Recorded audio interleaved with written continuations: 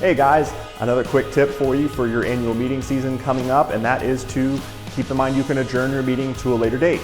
Oftentimes, in this time of year, with the annual meetings, we've got approval thresholds for waiving reserves, waiving financial reporting requirements, amending governing documents, things like that, that oftentimes are popular, but we don't get the requisite voting threshold due to lack of participation, and therefore the item doesn't get adopted. In that case, when you want to try to go out and get more votes, you're welcome to adjourn the meeting to a later date. There's two ways to do that. You can adjourn the meeting to a date certain. At that point, you announce the day and time that you're going to come back and reconvene the meeting. And the reason why I encourage you guys to do that is because when you do it that way, you don't have to renotice the meeting. In the other situation, if you don't know the date that you're going to come back, that's fine. You can adjourn the meeting to a later date.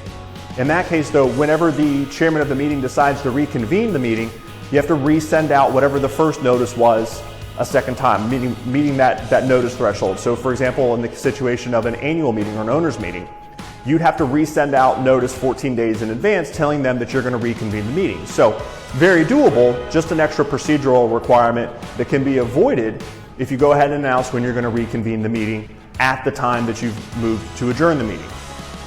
During the pendency of the meeting, you're welcome to review the proxies, you're welcome to reach out to people, solicit more votes, encourage people, announce what the vote is. All that stuff is fair game in order to help sort of encourage your owners to be more participating in the association's affairs. And that way you can try to get whatever it is you need to get done that year, done and completed. So use that to your advantage, and I hope that helps. Thanks, guys.